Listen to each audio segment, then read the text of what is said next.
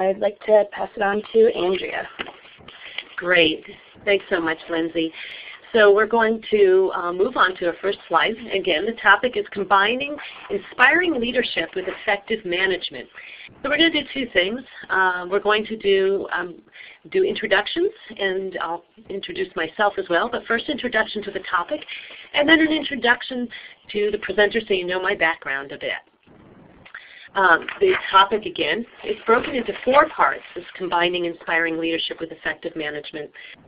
So that means what we're doing today is looking at the whole organization, the big picture, the context in which a volunteer finds themselves, and then we're going to take these lofty statements and ideals, this philosophy, and bring it down to a practical, boots-on-the-ground kind of level. So we're going to be looking at leaders at all levels, and we really do mean all levels, from executive and the board at the policy down to every department, does work together and understands and believes in, and therefore can facilitate high-impact volunteer involvement to move your mission forward. There's a clear focal point of leadership for volunteering, so there's somebody there who is giving structure to all of this. And yet, moving on to number 3, that means there's some kind of volunteer management function that we all carry on at the organization, no matter what level we're at. It's integrated. It's part of the fabric. And then finally, we're going to look at the barriers to volunteer involvement, those things that we can expect or that we might just simply bump into as we're trying to establish strong volunteer management systems. And hopefully by anticipating them, we can plan for them and reduce those. So the first thing I'm going to do, I'm going to skip ahead to just presenting myself and give you a little bit of my background. I am a program coordinator for the United Way of Chittenden County Volunteer Center, specifically in our Volunteer Connection program. I've been there for 15 years. And as you might guess, the main work of the Volunteer Center is to get people volunteering. And so, of course, we recruit volunteers in the community and place them out with over 250 nonprofits. But we've learned that it's a great idea to ask people to volunteer, but it is only effective if the agencies or any kind of nonprofit knows what to do when they actually get a volunteer. So we are moving towards how do you retain volunteers, not how do you just recruit them, but our focus is retention. So that is what we are going to be looking at today. So with that, we're going to jump into some backdrop ideas. And I'd like to say the times have changed. That is the big theme. We often have a tendency to keep doing what we've done with volunteers as we've always done it. So I'd like to have you think about what has changed in your organization, or some of you may be on the job for 5 days. Some of you have been there for 15 years, as I have been. But you've seen some changes in volunteerism in some way or another. So I'd like people to think about it for a minute and enter into the chat box one thing that has changed in volunteerism at your organization. So if you can take a moment and type in something that has changed, that would be great, and then we'll respond to those.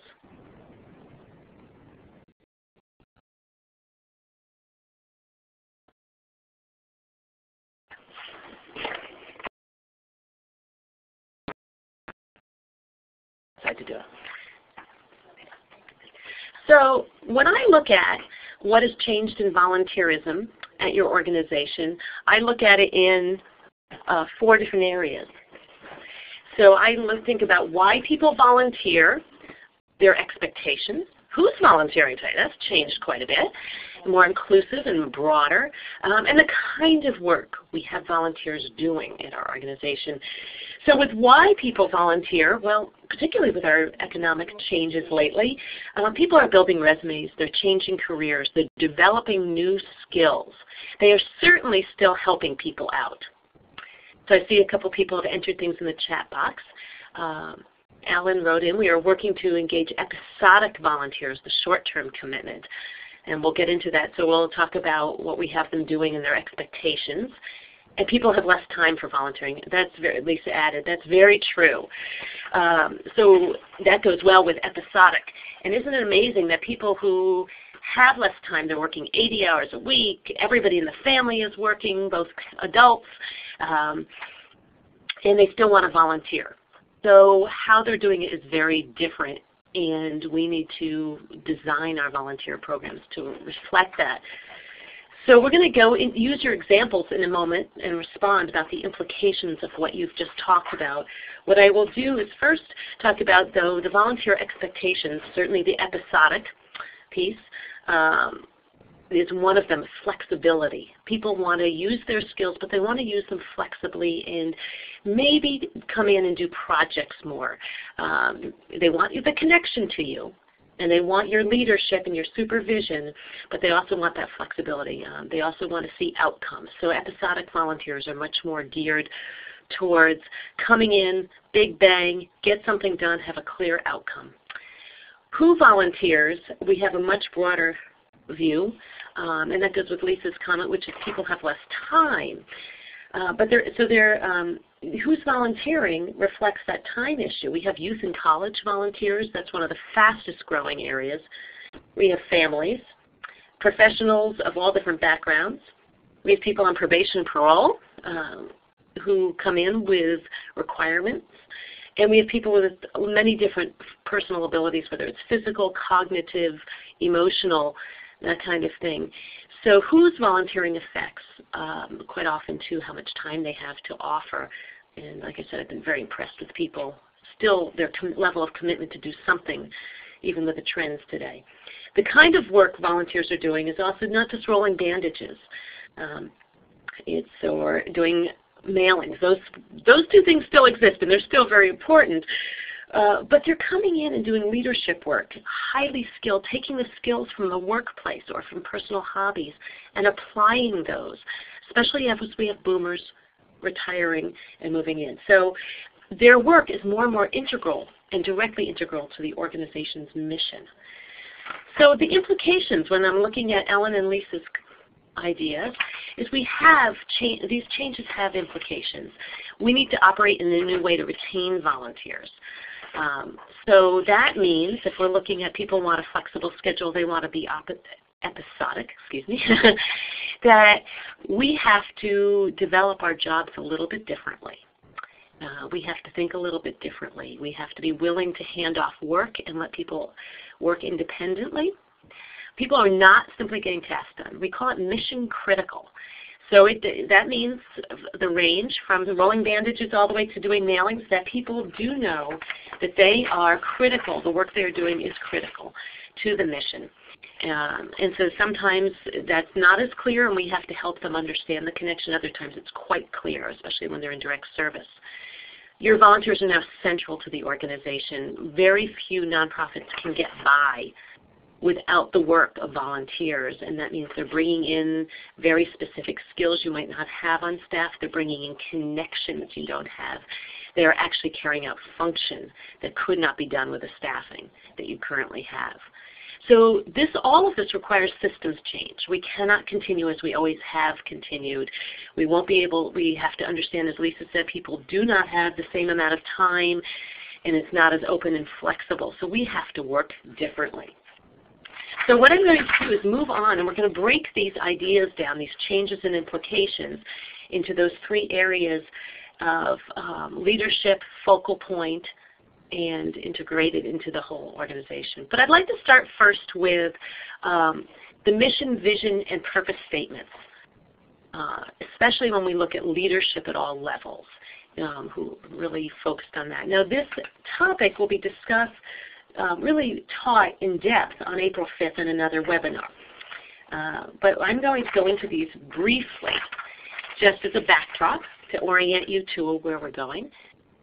The mission statement is something that you really don't control. It already exists unless your organization occasionally goes through a rewrite.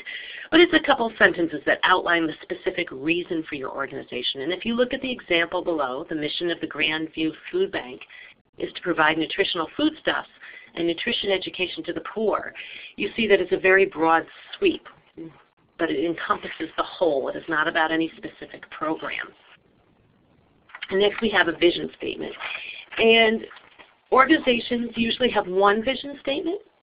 Some may have two, but it's a description of the future, what the organization is trying to create in the future. I kind of think of this as something that's always just out of reach and that we're always reaching for. and moving us forward. And the first example, the Grandview Food Bank addresses the issue of poor nutrition and hunger among the poor in Grandview. It mobilizes volunteers and staff to acquire surplus, glean, donated and purchased foodstuffs that can be provided to those in need, and also provides educational programs. So now you're starting to see a little bit of detail of how we're reaching forward, how we might implement that mission statement. Another example goes to a juvenile court system. And the county juvenile court is committed to the development of public-private partnership, which includes volunteers as an important and necessary ingredient in the development and delivery of services. Now with my background, you can see why I might like this. I like that this is now saying that the agency views their vision, they have a vision that includes volunteers as integral to how they are going to move forward and implement that mission. So this is a great example of how you might work this in, or maybe you have secondary vision statement or a second paragraph to your vision statement that brings that piece in. And that might be something you can affect as somebody who is the volunteer manager for your organization. But the final piece is the one we're going to focus on of the triumvirate, and that is a purpose statement. And now purpose statement, different from the other two, gets down to the program or project level. So the first two are agency overall. This one is down to the specific program. And you'll see in the example below, the purpose of the Grandview Food Bank volunteer program is to coordinate the distribution of donated food to those in need in the community through the efforts of volunteers. So we're starting to give some shape to this.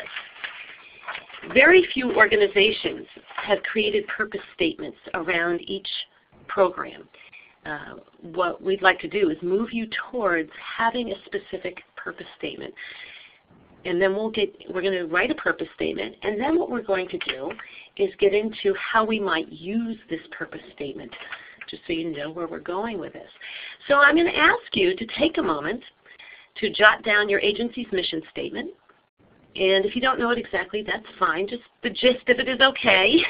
Jot down your mission statement. And then, two, in general, what is the volunteer program supposed to do? A few notes on that. Think about how does that fit in. Think about who your key stakeholders are in your volunteer program. And use these three pieces, your mission statement, what the volunteer program is supposed to do, and your stakeholders, and draft a purpose statement for your volunteer program. And if you can just take a few minutes and do that, we actually have, you can either do it into a chat box or we have a whiteboard coming up next, and I'm going to use some of yours as examples to share with everybody else and sort of give a nice example of what a purpose statement can look like. So just take a minute, and maybe a minute to 2 minutes. We'll skip the 3, and we'll see who comes up with a nice purpose statement.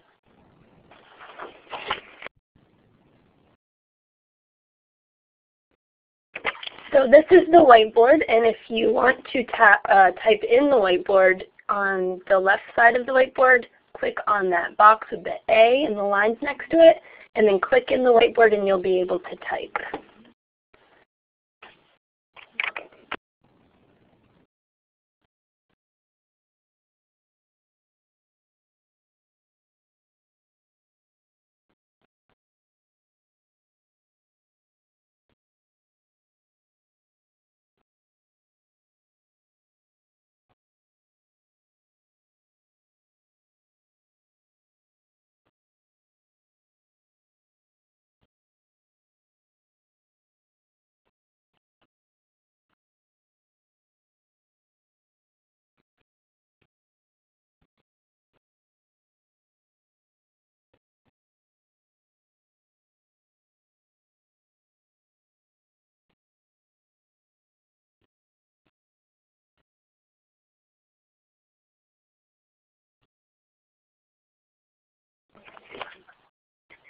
Great. So a couple people have entered their purpose statements in.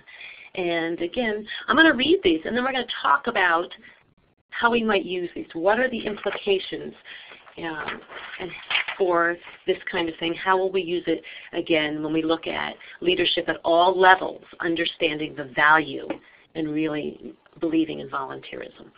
The mission of the University of Vermont Extension is to improve the quality of life of Vermonters by providing research-based education programs and practical information concerning Vermont communities, family and homes, farms, businesses, and the natural environment. So that's the first one, and then I'll read the second one and see how we can maybe extend these to make sure that they're true purpose statements.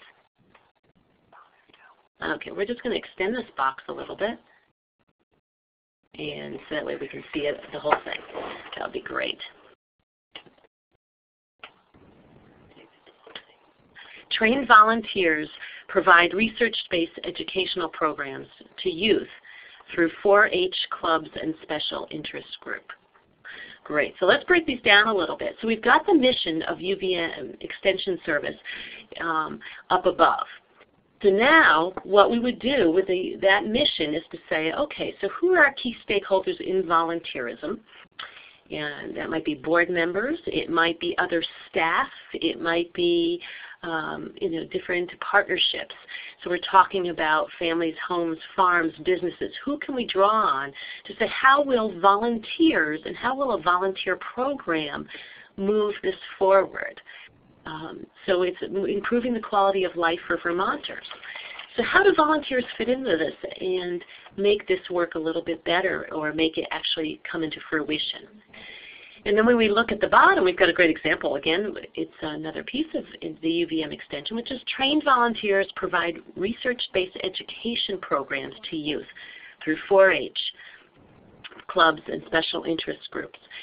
So what we're saying now is that the volunteers are using this research-based ideas and the information, and they're actually the implementers. These are people who are actually going to deliver these programs to youth through the 4-H club and through other groups. So these, now we've said this is the purpose of the volunteer program. Volunteers have this role in moving this mission forward. So this is thank you for those wonderful examples. So now what we say is how are we going to use this information? We've written a purpose statement. We've started to give some shape to it. The first thing is we want to understand who we are going to engage.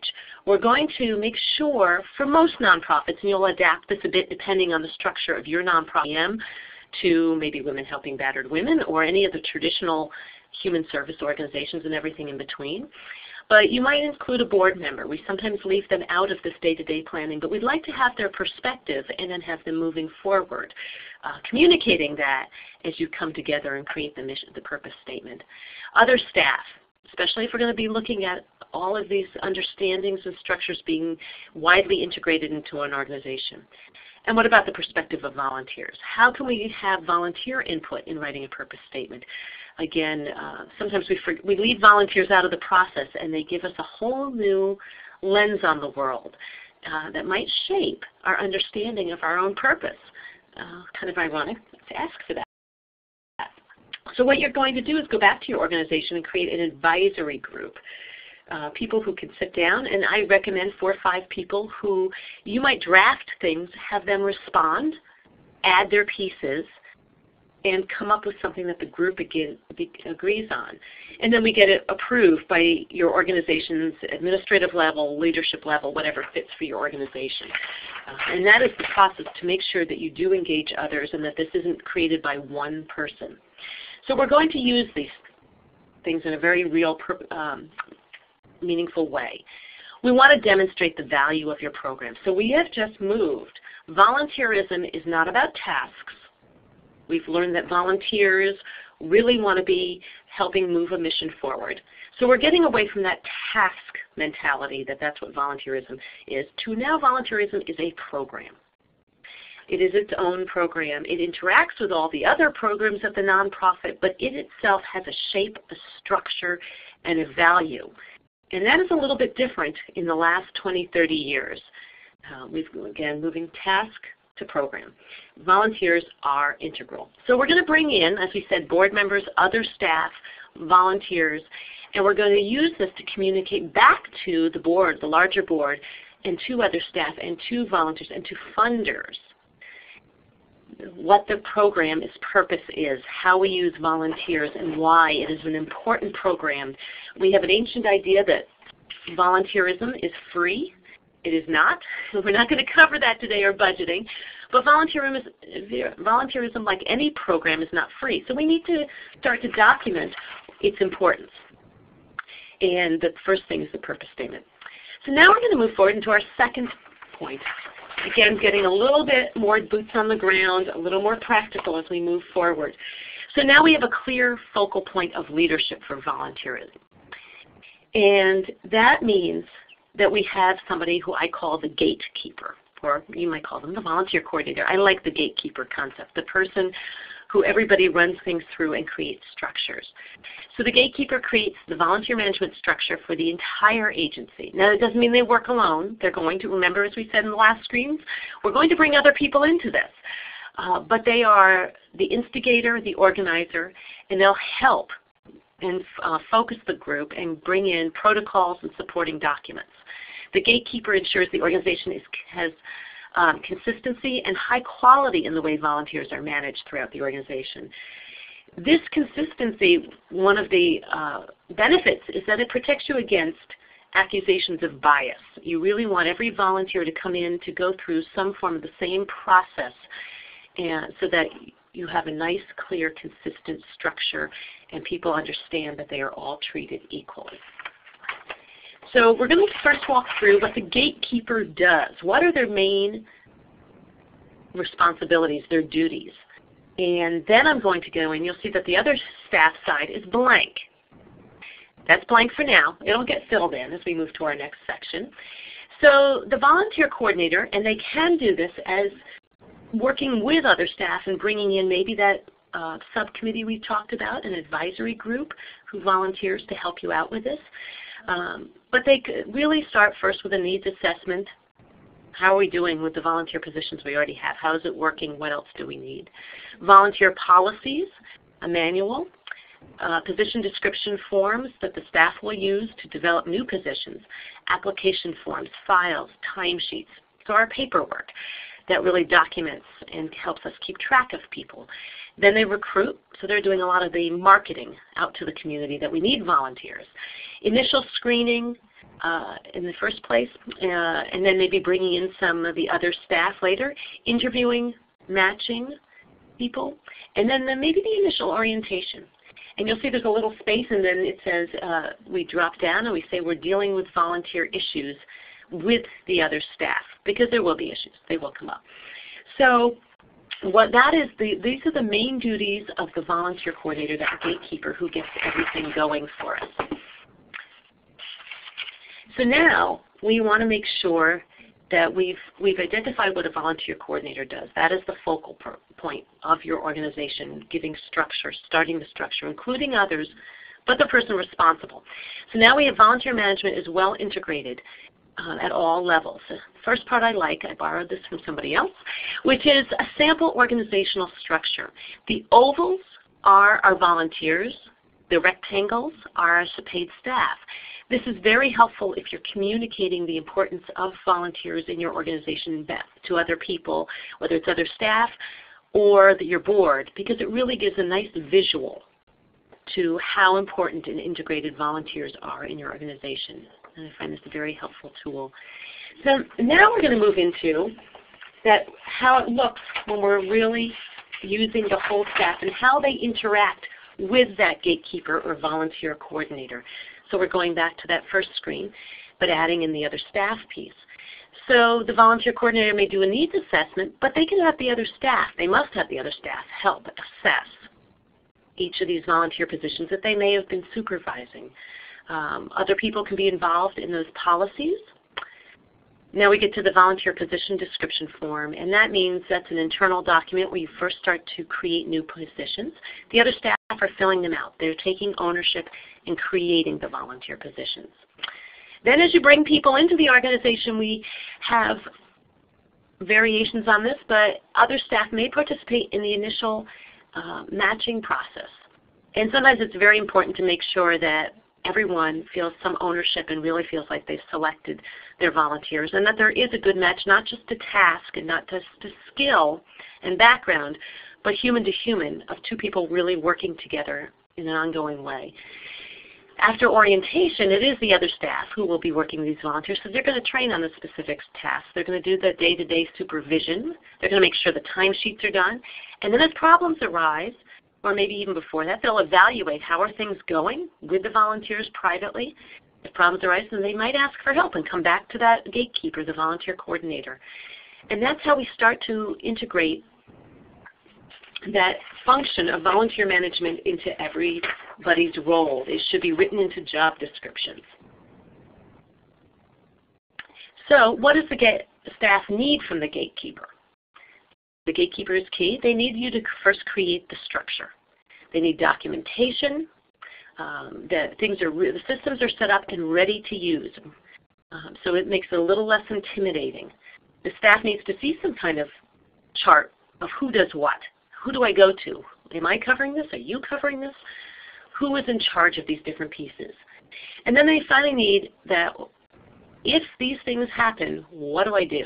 Or who does what? So staff members have an idea for a new volunteer position. They know what they should do. They fill it out. They run it by the gatekeeper. There's a problem with a volunteer. They want to know, what do I do with that? When the position is not getting the expected results, what do I do then? They need to understand these things with and from the gatekeeper. So this whole concept I call, if one person gets hit by a bus, does the system keep working? It cannot be personality dependent on one person. So this means that the gatekeeper creates an idea, maybe as a notebook with a table of contents that documents, has all the forms and structures there, samples, where the electronic version of everything is kept, and explains, summarizes, and in detail the agency-wide system so that anybody can access this and start using it easily.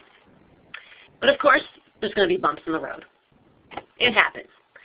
So this is maybe for your organization a culture change.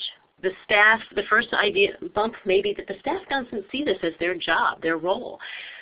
We may need to go back, working with the executive director, and this is where it really does need to come down from the top, to build these into people's real paid positions, descriptions. So job descriptions need to include volunteer management, and maybe in some detail, as part of the role of paid staff. Staff evaluations can also include how well people are doing working with volunteers. And this is a slow change. You'll have to help some people move over, and that's where the gatekeeper setting up these nice, clear systems helps break down any resistance and being available to support. But again, we need to have leadership, whether it's an executive director, program director, really be able to stand up and present it with the volunteer coordinator to the staff. So why don't I take a moment and just see if there are any questions so far, and you can enter those into a chat box if you have them.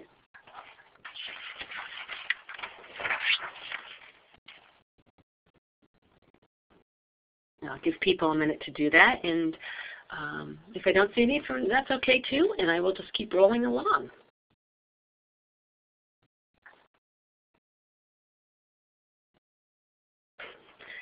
Well, it sounds like so far I don't have any questions. So we're going to move on to the last piece, and we'll have time then for you to take some polls and see how you think your organization is doing. So the final piece is barriers to volunteer involvement are identified and dealt with quickly and effectively. So Ellen did add one question. I want to pause for a moment. It seems like some training goes along with rewriting job descriptions to include volunteer engagement. So you're right. We actually do need to do some training with staff. Oftentimes we assume people know what we know. As volunteer coordinators, we're very focused on volunteerism. It's what we become experts at. And we have to recognize and understand, accept and respect that other staff members brought on may not have this background or comfort level. So the first piece of the comfort level is creating the structure. But it is a time where an executive director along with a volunteer coordinator can do a staff training or bring in somebody from a volunteer center to help do a staff training and help the staff ask their questions, express their frustrations, and see if together the staff can brainstorm solutions to these problems and make sure that staff know that people are there to help them work with volunteers and get those examples of what has worked and what has not worked for staff. Or maybe help staff understand that some of their frustrations indicate a time to assess a volunteer position. Is that volunteer position still working? It may not be the issue we think it is. So we may see a volunteer not performing well. Maybe that's the time to explain that maybe our training wasn't done as thoroughly, or maybe this position isn't designed the way we really would like it to be designed. Let's go back to the drawing board and redesign a program. So I agree, Alan, that was a great point, which is let's make sure we do some training with staff. Thank you for bringing that up. So we are going to have some barriers to volunteer involvement. We want to identify them, and we want to deal with them. Sometimes our barriers are perceived, sometimes they're real, but either way we want to get them right out front so that we can look at them clearly and cleanly. So the first step is let's identify potential risks and barriers. And then we'll establish, as our second step, agency-wide criteria for creating new volunteer positions. So that way all staff can understand what are a few things I must consider before I create a volunteer position. So I'm going to have you do an activity now, which is appropriate roles for volunteers. And this will help us understand and jump into the risk management piece. So if you look down on the left-hand side of the screen, you see A through F, which is different tasks that could be done by volunteers. Carrying 50-pound cases of food in a warehouse, counseling delinquent youth, processing payroll checks, selling symphony tickets, marketing and outreach coordinator, and administering drugs to clients. So what I'm going to ask you to do is to take a moment and look at these and enter or mark down A through C, A being that these are fine for volunteers, B being questionable, and C being inappropriate. And maybe just specify, I think how we'll have to do this is in the chat box. If you specify, so for A, have A in the chat box and say carry 50-pound cases of food in a warehouse. And then just for fine, if you think that's fine for volunteers, type A. If you think that's questionable, type B. And if you think that's inappropriate, type C. And just go through with each of these, or the ones that maybe you feel strongly about. Then what we'll do is come back and talk about these and see what we think. So why don't you take a moment and do that, and then we'll come back.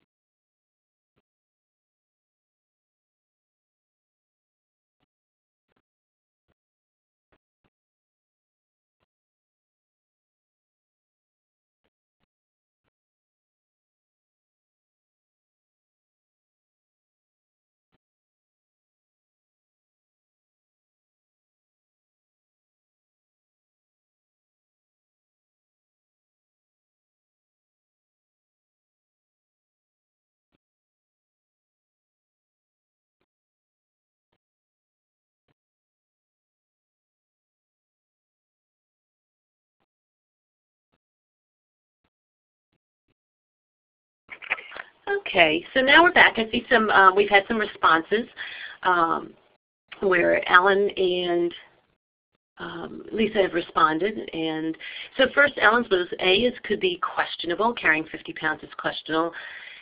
B is also questionable. And let's see if I can get this. Okay, B is questionable. C is inappropriate, so that would be processing payroll.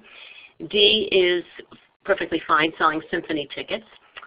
E is also fine, that is marketing and outreach coordinator. And F is questionable, again, administering drugs. Elisa added C and F. So maybe it was number C was, I'm not quite sure what that meant. So we'll, inappropriate were C, oh I see, inappropriate were C and F. So processing payroll checks and administering drugs to clients. So what I want to tell you is, you're right, and yet at the same time, all of these things are being done as volunteer positions. These are very real volunteer positions. And they all come with risk.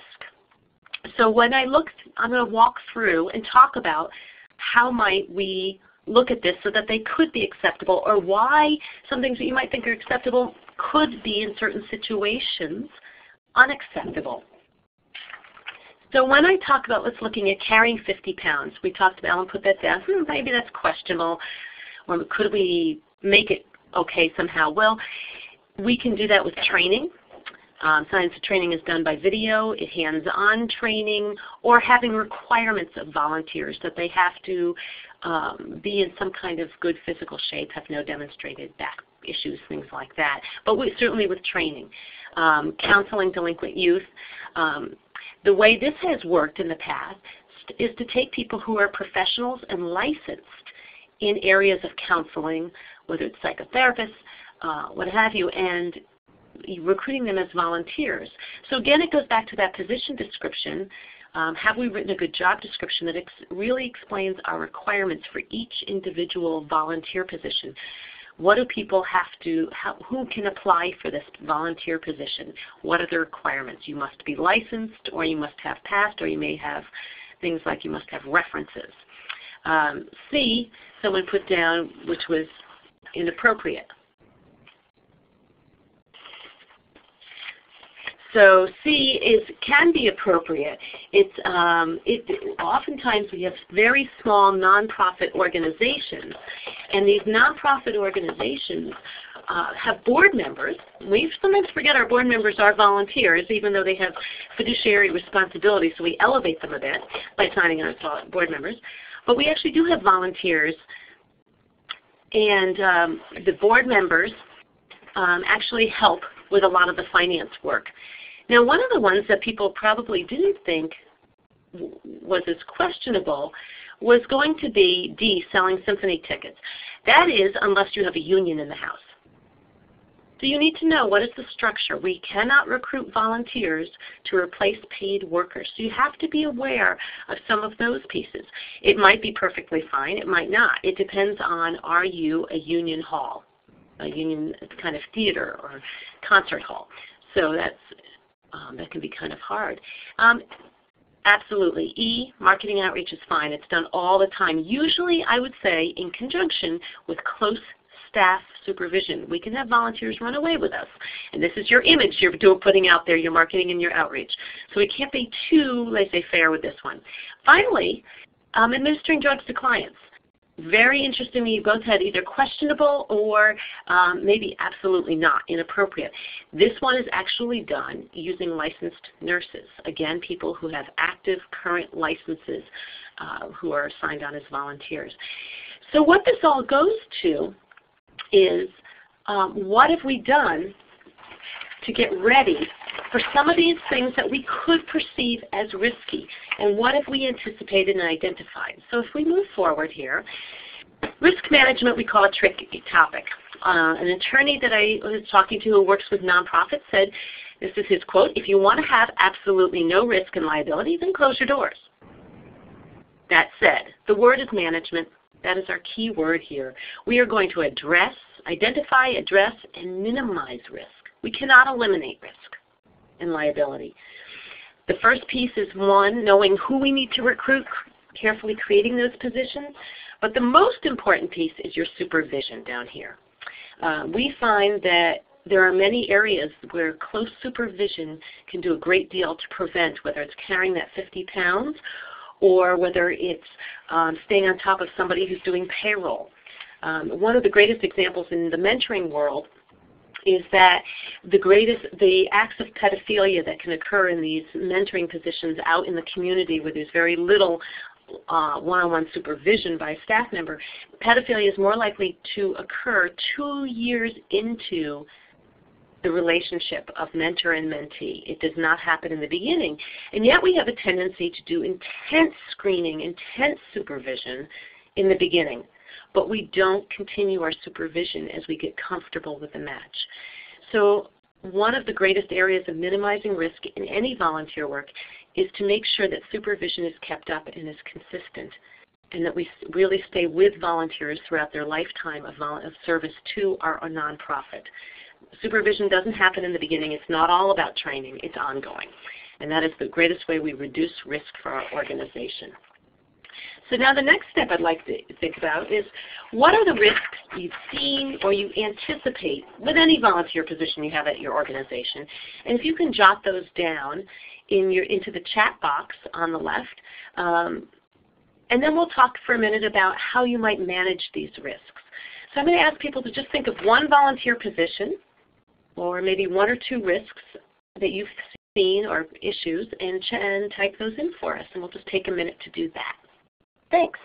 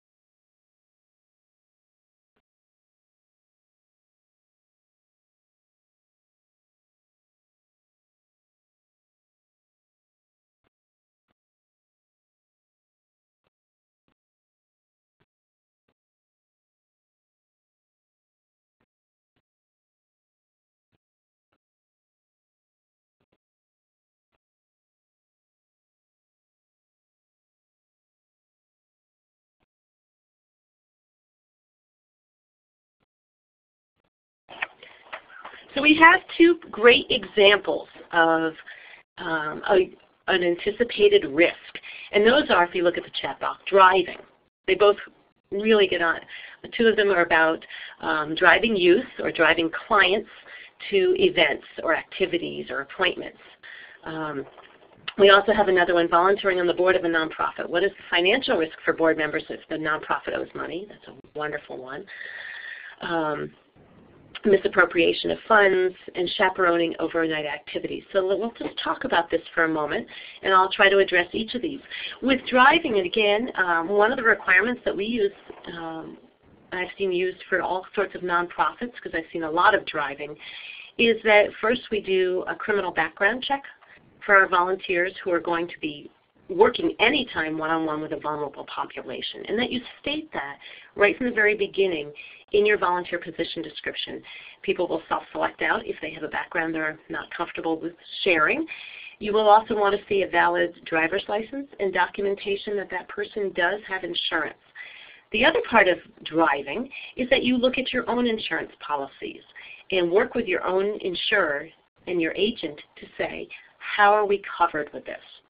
Because you not only do you want to require it of your volunteers, you also want to know what is your coverage. It doesn't mean that you will do away with volunteers driving. And don't assume that it's wildly expensive to have your coverage in your insurance. It may not be. Work with a good agent to make sure that you are covered in some way or another, but also require of your volunteers that they know all this. You also want to add the policy of, or the answer to the question is, do you reimburse for mileage and things like that? And so Mary just added, what is the cost of doing a background check? Are there choices of vendors for this service? Since I mentioned background checks, I'll jump down to that for a moment. The cost of doing a background check depends on the level of the background check. Statewide at this point, you would work with Vermont Criminal Information Center, VCIC, in Waterbury, and they will tell you everything about how to set it up. And they will also tell you about how to do all sorts of background checks. The range can be from free, because VCIC does have, and has had for a while, a grant, or up to about $30 per person, depending on if you do nationwide and to what levels you go. And so that depends on the level you need to go to for your organization. But the statewide standard background check just within the state of Vermont is free at this point. So I hope that helps. Vermont Criminal Information Center, they're wonderful, and they will work with anybody in setting up your whole system. So volunteering on the board of a nonprofit, and there's financial risk. Most nonprofit boards do have director's insurance. And it's an important question to ask. Do we have director's insurance, and are our board members covered, not only for that financial risk if the nonprofit owes money, but if something happens to a client, are you protected as a board member? So that would be the first thing I would ask if I'm going on a board. Misappropriation of funds, again, is goes to background check, and again goes to supervision. So if you have a board member or a volunteer doing your payroll, and you want to make sure you've got checks and balances. We don't want to let volunteers go unsupervised. And again, supervision is absolutely key, that there is a close partnership, and that there is a way in which you can keep checking what is happening on a regular basis, and the volunteer is aware of this, and you have good structures put in place, and it is an expectation the volunteer has that you will be checking with them, and that you explain that, and that's part of the training and the understanding that the staff is still in charge. We're not handing over the ship, but the staff is in charge. Getting down to Mary's, we have chaperoning overnight activities for teens. And again, this is a funny one that people get uncomfortable with. More than one volunteer at a time is great. 2 people playing off of each other is a wonderful checks and balances, 2 or 3. You could partner them with staff and make sure that the staff person is there. But when there's more than one person, you get a nice sense of checks and balances. You have, again, those criminal background checks that we've talked about. So you first want to clear, but again, constant supervision. And also asking for feedback from clients on how is the volunteer program going as well. But again, I like having more than one person anytime when you're doing something like an overnight. I think the volunteer would like it too. So I'm going to harp a lot on really first always anticipating supervision, and that's where the integration of the whole volunteer management function is really integrated into the entire staff's roles, which means that everybody is aware of these, everybody is ready to supervise in an ongoing way, that we don't just train people, get them up and running, and then give them the flick of the wrist and off they go. And that really goes back to what are volunteers looking for today. They want this partnership and leadership, but they do want supervision and they want support.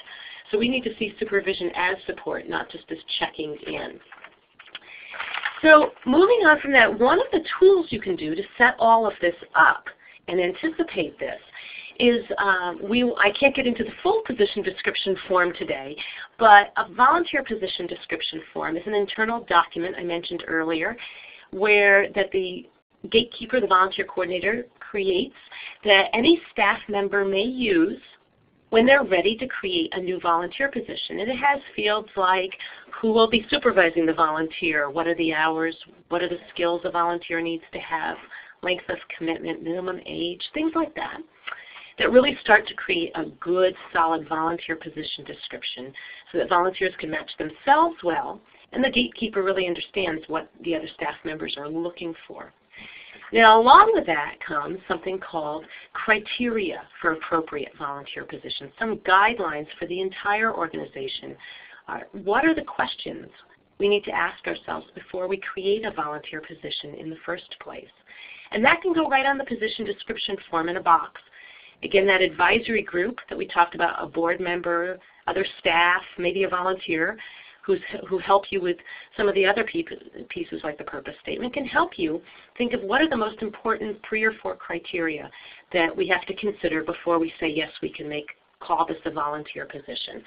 That goes on the form, and then every staff member is reminded to consider these pieces before they fill out the form. So the first thing, of course, the first criteria is usually the volunteer position, the work, would meet the need of the organization, that it really ties into that mission and does move it forward. That we do identify risk. These issues of risk management and liability are identified and can be addressed. One of them often comes up, which is if it's data entry, how do we make sure that confidentiality is kept? So if somebody's doing data entry, are they now going to have access to everybody's private information? And sure, again, that goes back to doing good reference checks, background checks if you think it's appropriate, but certainly reference checks are very important. And if you state you're going to do reference checks 1 to 3, please do them. You can't just state that you will do them, you must do them. And then you will do the ongoing supervision, checking in, making sure that every volunteer feels your presence and that you are always available and there. And that helps all human beings maintain good behavior. And that volunteers are available to do this task. So if we come up with a task, I can't think of one offhand, that is so wild and so unheard of and so unique that we're not really sure we could even find people to do this, maybe that's something we don't consider. And that the amount of training that is required for volunteers to perform a task is actually reasonable. So if somebody, even 20 hours of training, there are organizations where people have to do a total of 20 hours of training, whether it's on the Women Helping Women hotline, Women's Rape Crisis, things like that. There's intensive training, hospice care, respite house, but that it is reasonable. And reasonable may mean that it's not too costly to the organization. Reasonable means it is not a deterrent to recruiting volunteers. You can have other criteria as well for what do we need to consider before we create this volunteer position. And if you have a criteria that pops into your head, a question you'd want every staff member to ask themselves before they create a volunteer position, you can type that into the chat box, and it'll certainly give other people great ideas as to what could be done. So let's take a moment, and I will see if you have any other ideas that you'd like to type in. We'll do that in the chat box, and then we'll look at those. Thanks.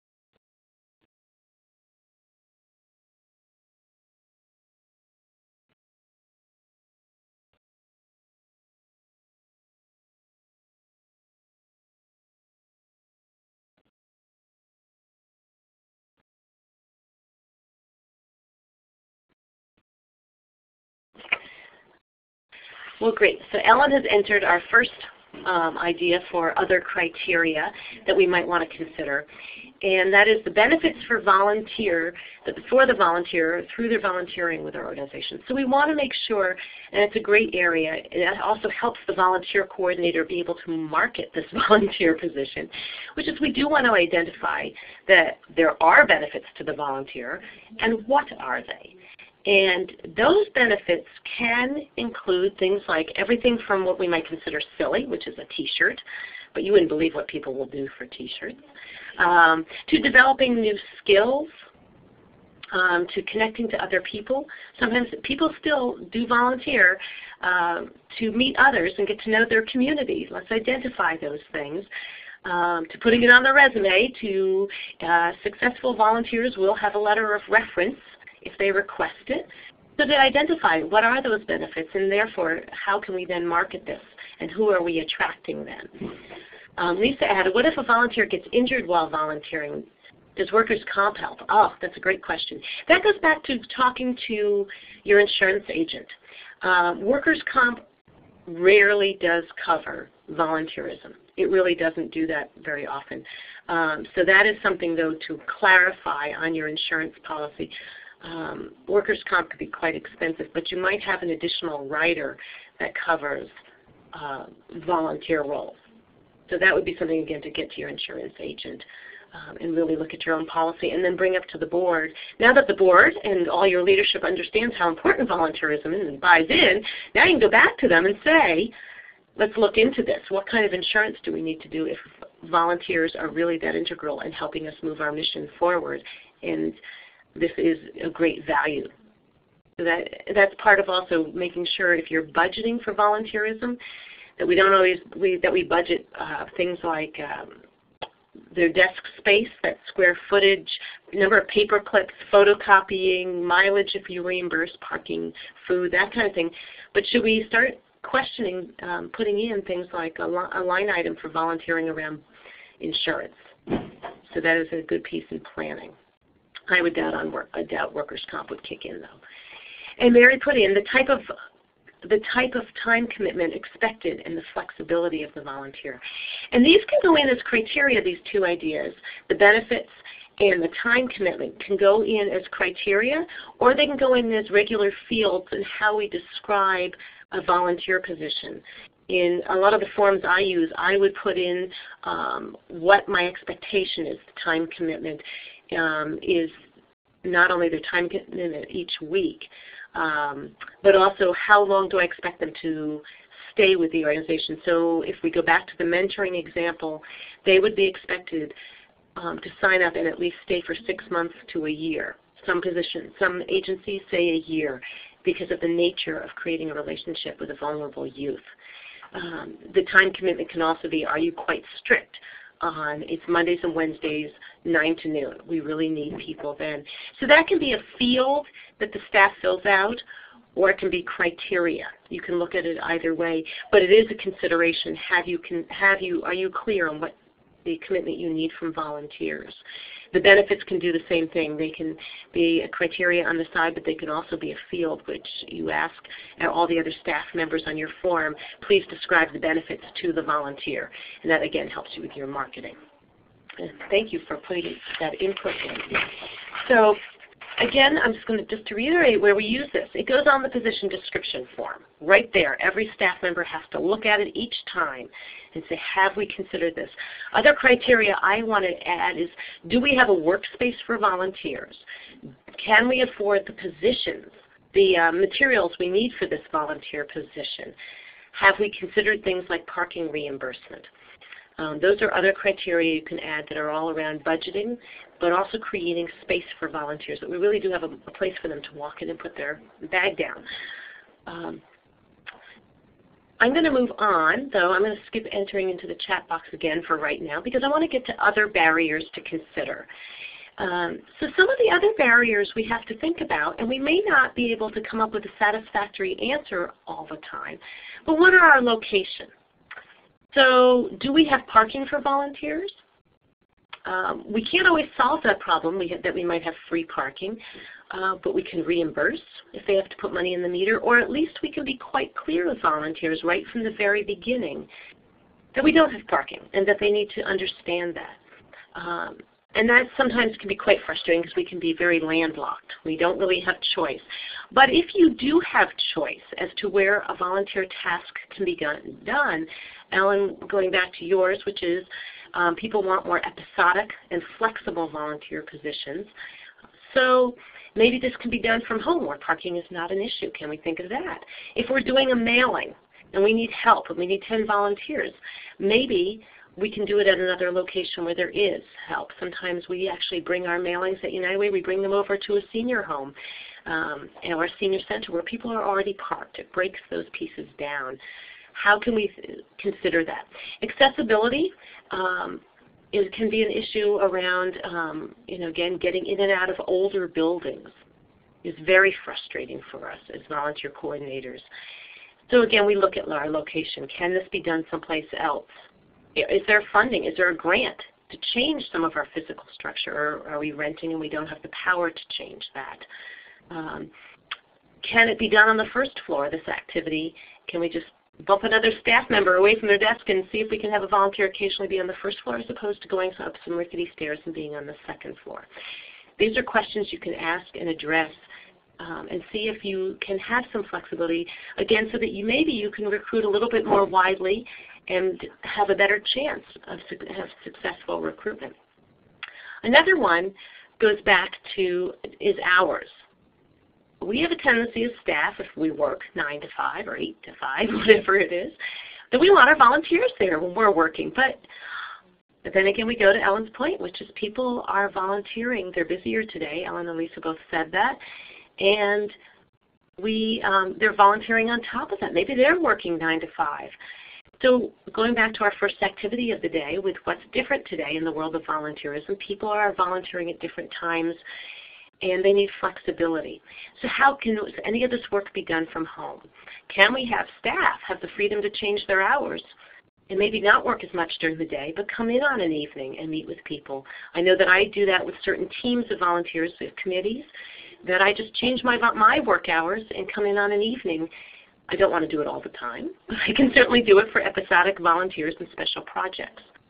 So the question goes back to when we're looking at barriers, going back to our first activity of the day, are we developing volunteer positions with enough variety in time of day, days of the week, and locations to work with many different people in our community?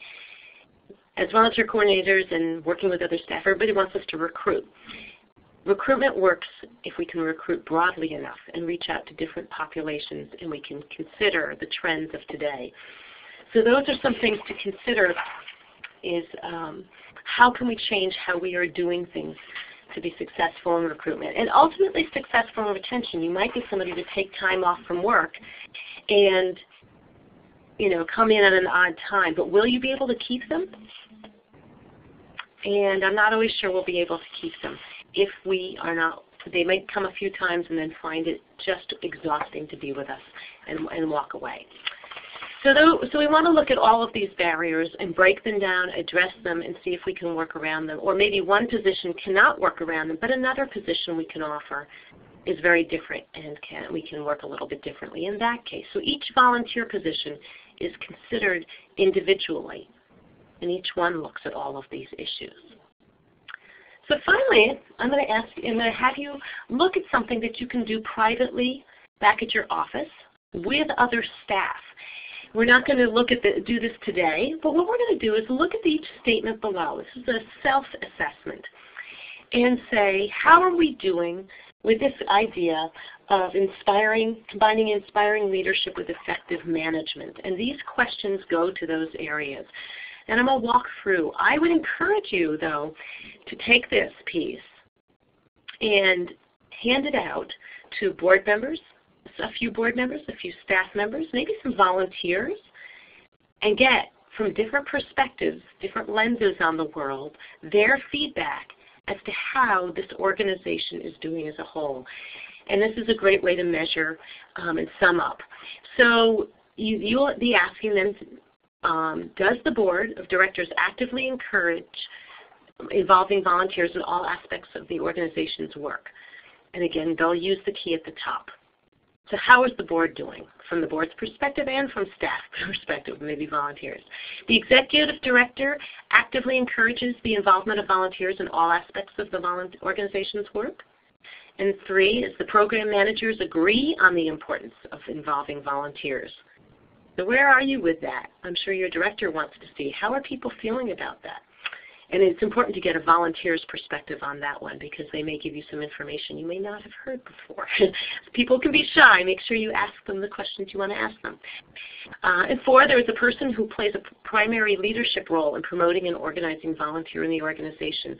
Sometimes we have many different programs of an organization, and each one has a volunteer coordinator. And each one, therefore, runs volunteerism a bit differently so that the agency itself has little consistency from program to program. So what door a volunteer enters will really change what experience they have. So is there one person who draws it all together? The paid staff doing the primary work are responsible for supervising volunteers as part of their jobs, maybe in their job description. Let's see. And then finally, obstacles to volunteer involvement are viewed as problems to be solved rather than excuses. So we identify them, but we have a view that they can be solved in some way or another through supervision, through good recruitment, good job descriptions, insurance, good anticipation. So this is something to print off. And again, if somebody wants this as a supplemental handout in full form, we can do that afterwards. That's why we ask you to send in your email address, and we will help you with that and get you the full sheet instead of just the little box on the handout, or you can retype it. And this is a great one. Distribute it widely, get the feedback, and then assess with your executive director how you might use this information. So in wrapping up, it's a whole new world in volunteerism. Volunteers do and expect very different things than in the past, and that really has a terrific implication in how we develop volunteer positions and how we work with them as an agency as a whole. We have culture change going on, and that culture change is already happening in the greater world. Now it has to happen in our organization. And as Ellen pointed out, we need to train our staff. We first present the new systems, but we train the staff and help bring them along so that they are comfortable with this change and that it is a nice evolution for them and they feel supported all along the way, not left hanging somehow to make this happen. And volunteerism at your organization is no longer simply about tasks. It is a program. So we are now in this program, the main role of the volunteer program, so we're all going to start calling it that, is now it's about bringing skills, energy, and connections into the heart of the organization. We want volunteers who are coming in, they're not little task doers and money savers, but they are skill builders, they are energy, they are connecting us back out to the organization and back out to the community, and they are really at the heart of what we do. And all of this is all about retention. We're going to keep these volunteers, not just recruit them. So with that, I hope you found this useful today and that you will have got some good tips on how you can take this philosophical idea of inspiring leadership and effective management and bring it down to a very practical level and maybe start a few steps back at your office on how to implement this change. Thanks for joining us. Okay, well that concludes our webinar today. I want to thank you for joining, and I would also like to thank Andrea for presenting us with this really useful information. Before you go, I will type a hot link in the chat box for the evaluation for today's webinar. If you could take a moment and fill that out, that would be great. Also want to give your attention to our next webinar in the series, which will be on April 5th, and it's presented by Marnie Coit. And below that is our website if you haven't seen it yet, and you can access today's webinar and other recorded webinars, as well as supplemental handouts. And if you have any other questions about the Building Capacity Program, my information is located at the bottom. And it looks like we have a question from Mary. So while you're filling all these things out and getting to your SurveyMonkey, Mary asks, are there organizations that you would advise not to recruit volunteers for one reason or another? What are some of the characteristics of those organizations? I haven't run into an organization yet that really shouldn't be recruiting volunteers. I really haven't. What I might say is that I would look at, are there staff members within an organization who really are not ready to work with volunteers. Maybe they're not comfortable, maybe they just don't buy in. And I would say to volunteer coordinators, work with the people amongst your staff who are ready to work with you. And when you have some great successes, have them tell the story and have them share the successes back to the staff as a whole to help bring other staff members along. But I have not yet seen any nonprofit organization that could not use a volunteer unless the staff is really not ready. So I would say if your organization has no structure, has no training, and has no idea of how to put this into place, please don't recruit yet, because all you're going to do is spread ill will about your organization in the community. Please make sure you put all your systems into place, get them all ready, and then any volunteer organization, any organization can work with volunteers. So I hope that answers the question. Okay, any other questions before we go? Oh, and thanks, Mary, for putting that up as a hot link. I'm just seeing it didn't go. Okay, well, thank you again for participating, and thank you again to Andrea. And everybody have a great Tuesday afternoon.